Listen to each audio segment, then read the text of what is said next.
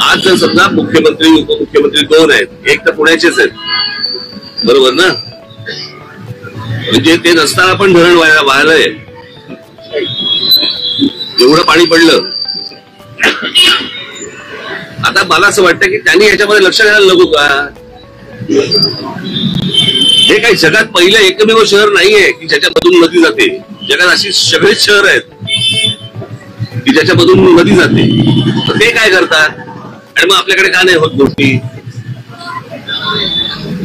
इलेक्ट्रिकच्या पोलला दिवे लावायचे हे उद्योग करण्यापेक्षा मला असं वाटतं या विषयांवरती लक्ष घातलं पाहिजे.